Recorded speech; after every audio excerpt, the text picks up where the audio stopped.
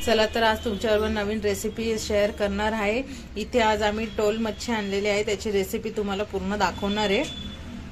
नाहीतर इथे मच्छी आम्ही स्वच्छ धुवून घेतलेली आहे, स्वच्छ असे साफ करून घेतलेले। आता आपण याला लाल तिखट, आलं लसूण पेस्ट, हळद वगैरे लावून घेऊया। पुढची प्रोसेस दाखवतेच। याच्यामध्ये आलं लसूण पेस्ट जाईल, हे लाल तिखट, हळद, इथे आपण आगळ टाकून घेऊया। आगळ टाकलं की थोडंसं कसं मच्छीला आंबटपणा येतो। आता याच्यामध्ये मीठ जाईल। आता आपण हे सगळं व्यवस्थित मिक्स करून घेऊया।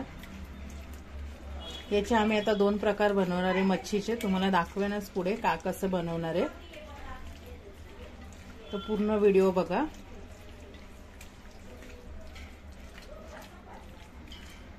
ह्या टोल मच्छीचा आता आम्ही रस्सा करणार आहे, तो कशा पद्धतीने बनवतोय तो तुम्ही नक्कीच बघा आणि अशी ट्राय करून बघा, खूप छान लागते।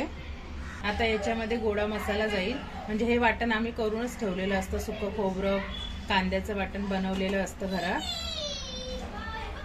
आता ते टाकून घेऊया। तुमच्या अंदाजानुसार तुम्ही टाका, कमी जास्त, तुम्हाला जर जास्त पातळ पाहिजे असेल तर कमी टाका, जास्त घट्ट पाहिजे असेल। आता कैरी जाणार आहे, याच्यामध्ये कैरी घालून घेऊया।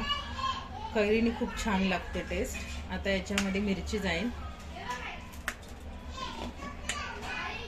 मिरची टाकून घेऊया। खूप छान असं लागतं, तुम्ही नक्कीच ट्राय करून बघा। ही रेसिपी वेगळी काहीतरी, फ्राय खाऊन खाऊन कंटाळा येतो, तर मग नवीन काहीतरी। आता याच्यात थोडंसं लाल तिखट, तिखट तुमच्या आवडीनुसार कमी जास्त।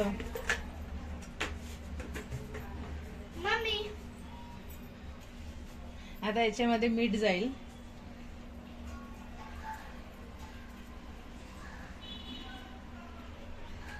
आता याच्यामध्ये तेल जाईल, आता याच्यामध्ये तेल जाईल।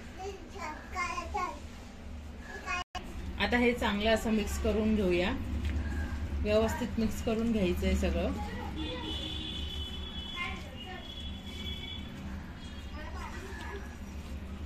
आता याच्यामध्ये जाईल पाणी, पाणी तुमच्या याच्यानुसार कमी जास्त तुम्ही टाकू शकता। तुम्हाला जर पातळ पाहिजे असेल तर जास्त पाणी टाकू शकता, जर का घट्टच पाहिजे असेल तर थोडंसं पाणी कमी टाका।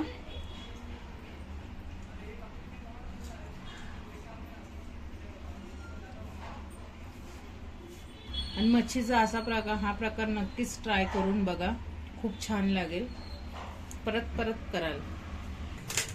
आता इथे की आपण गॅसवर ठेवून घेऊया, आता चांगली शिजू देऊयात। तुम्हाला दाखवेलच मी कशा प्रकारे शिजवायची आहे।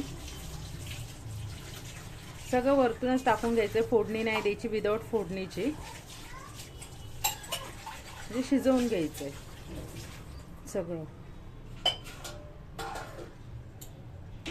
हे बघा, अशा प्रकारे आपली मच्छी शिजते आहे।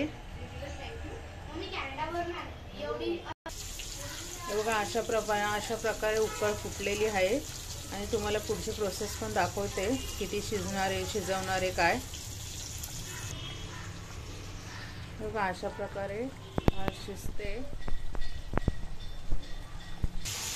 आणि हलवत बिलकुल राहायचं नाही। एकदा शिजवायला ठेवली तर ते शिजूनच द्यायचे पूर्णपणे, बिलकुल चमच्याने सारखे हलवायचे नाही, कारण जर सारखे हलवत राहाल तर तुम्ही मच्छीचा पूर्ण चुरा होऊन जाईल।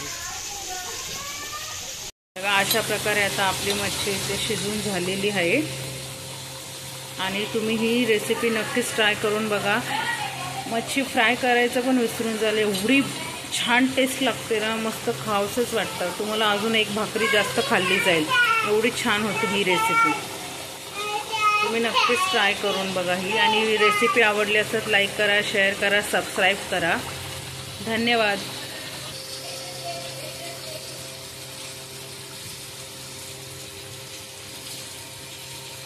तुम्हाला मध्ये मध्ये आवाज येत असेल तर सगळे आज घरात संडे सुट्टी असल्यामुळे तर आवाज येईल, तर सॉरी।